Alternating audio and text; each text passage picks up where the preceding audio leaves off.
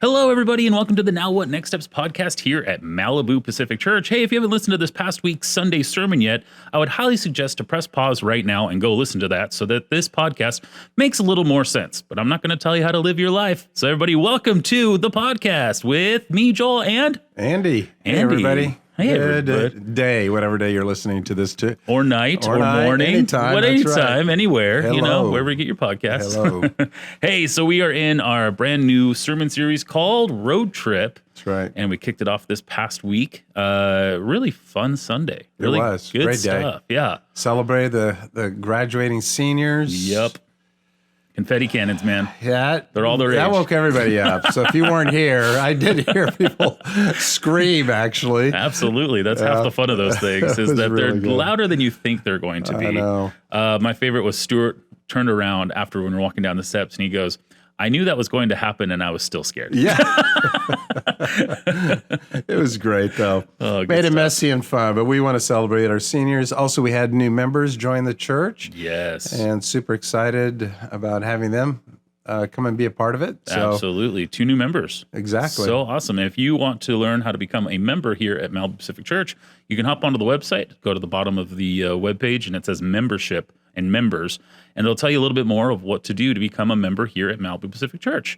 And then we had an amazing interview with Randall Wallace. Really good. Yeah. Really, really good Where can stuff. they find that, Joel? They can find it on YouTube. They can find it on the church app. They can find it on the website as well. And on top of that, we're posting little snippets of it on our social media, and that can take you to the bigger video as well. So it's just giving us like a little 30-second, but there'll be a link underneath it that can take you to our YouTube page to watch the entire 15 minutes. I already sent it to my kids. I just thought there was so many nuggets of just wisdom So many. there in the middle of humor and the way he tells stories. But maybe explain who Randall Wallace is. Just a bit, Absolutely. So Randall Wallace, he's been coming to Malibu Pacific Church now, I think for about a year or so, a little over a year. And he is a movie, TV producer, writer, director. And he's worked on such big films. He wrote Braveheart with Mel Gibson. And on top of that, he directed The Rookie, Secretariat, and We Were Soldiers. That's right, We Were Soldiers. And That's yeah. right. Handful of movies and really awesome TV shows, and his story writing is just wonderful. And right now he's actually working on the Passion Resurrection, That's right. and so the new Passion of the Christ movie. It's become public now. But yeah. So it's coming out. I happening. believe it was 2026 is what they're aiming for Okay. with that. So, anywho, so he was here, and Andy got an opportunity to ask just some questions. And one of my favorite parts was that his storytelling almost brought you to a point of, where are we going? And you even mentioned at one point, I don't know how to get us back from I this. don't know. I'll roll with this. At some point, you're just trusting God. Oh, yeah. You're like, okay, Lord, I'm surrendering right now. It's really what was going through my head. Yeah. I'm surrendering, Lord. Holy Spirit, help. Yeah. And then all of a sudden it took the Boom. left Yeah. turn right back in there. did. And it was just all those amazing, like you were saying, just like those nuggets. And really want you to, if you haven't seen it yet, or if you have and you want to rewatch it, I highly suggest it. Because I wanted yeah. him to come and share. He's a story writer. And we're talking about the story. What story do you want to tell? Yes. Because life is a road trip. And when we go on a road trip, we tell our friends about the road trip. Yep. So the road trip of life that we're on, what story are you going to tell after this road trip is over? And so I just wanted him to share how he writes a story and, the main characters and what does he do with the story and Yeah. the main characters. So that's all of us. Absolutely. Yeah. And he's had some pretty amazing stories. that He's a written, story and writer, true story writer. Very true. And so that brings me to my first question. And I think this is towards the kind of the ending of the sermon. So we'll kind of jump around a little bit. But when you were talking about writing the story, you handed out a pen to everybody, just as like, here's, you can write out a story. And I like You're that writing your story. I like that here's you a joked pen. around with the whole, we're going to stay here for 4 hours. Everybody's going to share their story up here. But towards the end, you were talking about sharing your story with your kids. And I think that was really like hit home for everybody, where what kind of story are you going to be able to tell your kids someday, where you have, chapter 1 and chapter 2 is fine, but chapter 3 you really don't want to touch that one, and you don't really want to share that. It felt a sense, I think, in the sanctuary too, of people like, you're right. You know what? You're right. I gotta, because you called out a couple different scenarios: a COVID scenario, moving away Dating, from marriage, dating, that kind of stuff.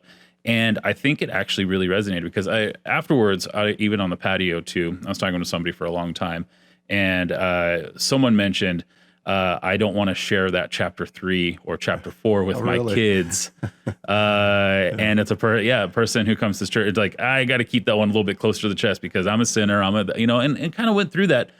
But he also mentioned that he was like, it just really resonated in my soul because someday I'm going to need to share that so that my kids don't fall to those traps. Yeah. And I was like, oh, so there is redemption inside of that story. Yeah. Which is really awesome. Yeah. So as you were writing that part of the sermon, what really came to mind about the whole like chapter writing and trying to like hide something and not hide something while you're speaking? Well, that is the filter to which what story do you want to tell? And that will determine, do I say yes or no to something, or what decision I make, or what is the wise thing to do versus just what's right and wrong. Because whatever I say or do in that situation will become a part of my story. So do I want to hide this decision? And maybe for now, but eventually that part of the chapter of your life, you're going to have to lie about it or be ashamed about it or don't want anybody to know about it. So that will determine, what story you tell in the future will determine the decision you make today. So your present is writing the story for your future. And your kids will eventually find out also. But Randall said it at the beginning. I was surprised he said it. It was like, oh my goodness, that's what I'm going to say later. In his interview, he said, the story of my family, and he started there. And we didn't talk about this. And he started, their story is becoming my story, who my identity is. So your parents and family are helping to write your story on what your identity is and who you are today. And so, we get a chance to rewrite the story for the next generation. And I think every single one of us, none of us came from perfect homes. None of us, our parents, nobody made it.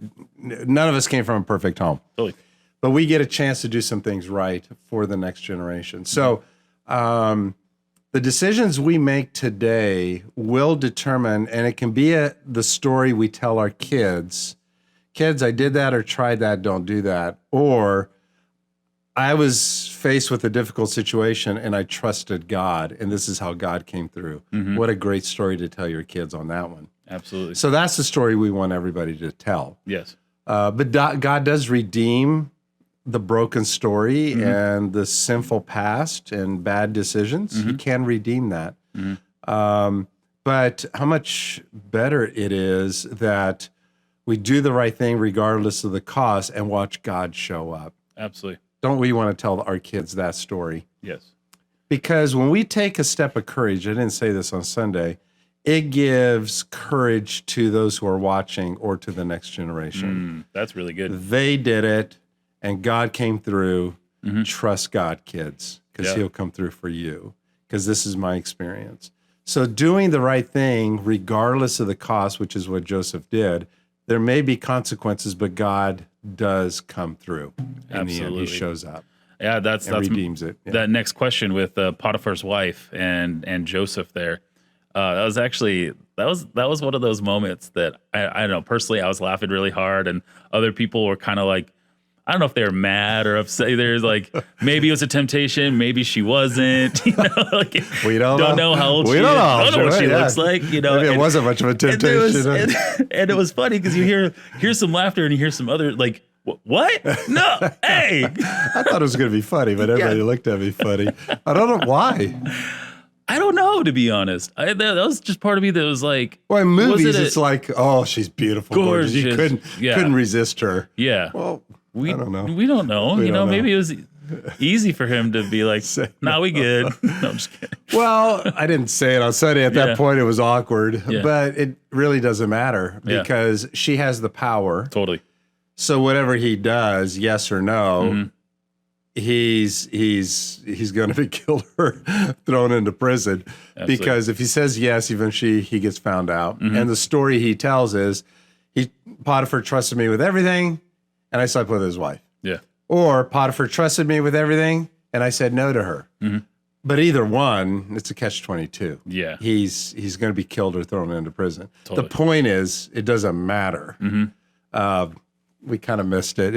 I thought it was a funny joke. But It was. I mean, I've never heard that, but like that was like a new angle for me because in my mind, I just thought, exactly kind of like the movie style of like, oh, she has to be this, total, 11 kind of a deal. Yeah. And I'm like, wait, but at the same point, no matter what you're saying right there, that catch-22, you're kind of stuck because he's going to be going to jail or going to be killed no matter what. Whatever he happen, does. Yeah. for sure. And I don't know. There's. I know I shouldn't, but sometimes I put myself in biblical people's shoes of like, well, how would I react? Yeah. And I have thought about Joseph's story a lot of the time. Like, how would I feel if my brothers threw me into, a den and like sold me for slavery? All these kind of things would, after how many years? 30 years later, 25 years later, right? Yeah, that's right. Right. 25, yeah. 25 years later, all of a sudden it's like, well, I'm going to forgive them, like, would I, and I ask myself, because there's sometimes where like a driver would cut me off in the morning and I'm like, I want that person dead. Yeah. Oh, yeah. Well, that's week 3. Don't Okay. miss, not Okay. this weekend, but next. Going to go through the whole story. Amazing. I think it's one of the most powerful stories in the Bible. Totally agree. That in that scene, there needs to be a movie or something, but it is the climax of the story. And it's consistent with Joseph's story of doing the right thing. And then, he forgives his brothers, big reveal. But don't miss 2 weeks from today. Yeah. Because it would not be natural for us. No. Totally. I totally agree. No. Well, I had a question from somebody. They emailed and they wanted to ask this question. It's pretty deep and it's theological. Here we go. All right. What was the best road trip you've ever been on? I would say, a true road trip. It's old school here, but leaving Fresno when I graduated from high school to go to college, Asbury University, and driving across the country. Nice. And I did that with a roommate. I did that with a cousin. I did it with a friend once, and it's that. To this day, well, I got a couple here. Yeah. To this day, just driving across America, Yeah. it's almost like we don't do that anymore. We need to do more of that. Yeah, it was a true road trip. And I had a few people come up to me and said, I actually owned that VW bus. Nice. And I have a friend who said my parents had a VW bus just like that, and I was conceived in it in 1972. So I actually had people, they really resonated with that bus. Totally. Yeah, the VW bus. Yeah. Actually, that was me. Yeah, was it. that bus. Yeah. But going to my grandparents' house at Lake Tahoe and then picking up Highway 50 because my grandpa would always say, don't do 80. It goes way out of the way. You lose a half a day, Oh my gosh. at that point, going up to Salt Lake, staying on Highway 80, then coming Yep. down because I was going to Lexington, Kentucky. So anyway, we did that Highway 50 route, and I just loved it. Was Open road. has anybody done that out in the middle, 2-lane Love it. desert? I Yeah. mean, and you're driving through all that, and then going through then Grand Junction, and then picking up 70, I think it is, Highway 70, and going through Utah. Yes. And then you end up in Colorado and going through the Utah. I was blown away by Utah. Yeah. And then going through Colorado tunnel. and then Denver and then, then Kansas, and it got flattened. It got flat. Yeah, absolutely. But just great memories of that experience. Another road trip I took, I may share a little bit of that in 2 weeks. Going to New Guinea and spending 6 weeks nice. hiking through the jungle of New Guinea, the Dani Ilaga Valley. They were cannibals and the missionaries, and I went with the son of the man or the family who went to New Guinea now it's probably 60 years ago. He just recently passed away, Gordon Larson. And he grew up there. And he said, "Do you want to go with me?" And I was taking an anthropology class, missiology, anthropology class. And there's a famous movie called Dead Birds that anthropologists came and studied the Dani indigenous people, Stone Age people that were discovered after World War II. Like there's a group of people nobody knew existed in the world. Wow. And so spent 6 weeks hiking through the valley and through the jungles of the Ilaga Valley or New Guinea. Wow. And that was a true road trip as far as carrying a backpack and sleeping in huts. Living off the land. And living off the off the Wow. land. Yeah. We were. So anyway, that was another road trip. But boy, road trips, you don't know what you're going to experience. You don't know what's going to happen. You don't. And it's a journey. And that's why I love this series. I mean, actually, our lives are on a journey. Yeah, my wife doesn't really like flying. She loves road trips. I just realized that's one of the things. I'm like, in my mind, I'm like, we can get there in 5 hours or 5 days. And she's like, no, let's take the slow route. She's just wants to, enjoy I think it's like, slow cooker kind of a deal. And so we've done a lot of road trips over the years, which has just been really fun. Driving out to Colorado, Love it. driving out to Nebraska. I mean, I was just thinking we did Mount Rushmore and made it all the way up to the Black Canyons up there, or Black Hills. And it is beautiful. Never even thought we'd make it up there. And then, long story short, we got our first dog on that road trip too, which was real fun. Brought home a puppy. Nice. So I don't know. It's good times. But I think at the end of it, you say, Yeah. I'm glad I did it. Oh, completely. And completely. Randall said it in his moment as well. We don't always know what the outcome of the road trip is going to be. It's true. We don't know what life is going to be or come at us. And I think we're living in a culture where we just think fate, wow, this is just happening to me, versus, and, Joseph could have responded that way, but he didn't. He's saying, yeah, this is what I'm given, but how I'm going to respond to these circumstances, I'm going to keep trusting God. Yeah. But we don't know what the end of that story is, and a writer doesn't know, and he's writing his own story, how he is responding. So I just want to encourage everybody, don't let fate, we're on this journey, we're on a road trip, Yeah. and we can say, well, there it is. I can't believe it's happening to me, versus this is life. It's part of the road trip. That's the adventure of going on a road trip. Absolutely. Absolutely. Yeah. 'cause you And then never at the know. end, you go, I'm so glad we did that adventure. Completely. And you get gas station snacks, which are the There best. you go. They're the best. It's the best. Yeah, it's the only time you eat garbage like that. But I really liked you were talking about Joseph and the not like victim mentality too. That was something that was really good. Not just sitting back and being like, woe is me. Of course God is picking on me. Of course this is going to happen to me. But really Joseph was like, I'm going to trust in God in every situation, no matter what happens. Even in the lowest of lows, still befriending a prison guard, you're in prison. It's like, well, might as well make the best of it. Right. And still going to trust in God. And then all of a sudden it was like trusted with just that little bit and more and more and more. And then all of a sudden you're sitting next to Pharaoh, That's right. Don't miss this week. That's the interaction this week. It's going to be good. So good. There's so much going on there, and that interaction with Pharaoh. Amazing. So anyway, he just kept going along for the ride, the road trip, and say, I'm going to just keep trusting God, and whatever comes my way, I'm going to respond by the Lord is with me. And that's the one sentence that's throughout the story. And the Lord was with Joseph. The Lord was with Joseph. So God never speaks in that story.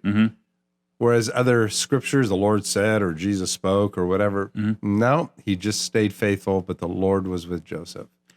Yeah. Fun fact, that one and Esther on VeggieTales, Bob the same Tomato thing, always plays, the God figure, if you know VeggieTales. Bob the Tomato is not in the Joseph episode or the Esther episode right. because of that. So, That's really good. I know, That's super really good. silly knowledge that I have. I don't know why, but anyway. No, it's consistent with the story. Completely. But he kept the faith. And I think that really resonates, I think, with all of us. I mean, we don't usually hear a voice from God, but there's an assurance, just a belief that God is with me. Yeah, and Joseph had every right to be angry, Totally. to play the victim. I mean, brothers sell you into slavery and you go and become a slave in Egypt. I mean, How would you respond to that? Oh, yay! I This didn't deserve this. This is a great Monday. Oh, yeah. I don't deserve this. Yeah, Has seriously. anybody said, I don't deserve this? Well, Joseph could have said that Yeah, could have. his entire life. Yeah. Yeah, but what is determining the decisions and how he's responding to all this is, well, what story do I want to tell? Yeah. My life is telling a story, and we're still telling his story. Amen. So by asking the question, what story do I want to tell, is helping me determine the decisions I make today. Absolutely. Absolutely. Well, if you feel like you're down and out right now, I would highly suggest to go buy a multicolored coat for yourself, There just you so you go. can start a road trip. All right. It'll be a little bit of ups and downs, but I promise the ending's going to be great.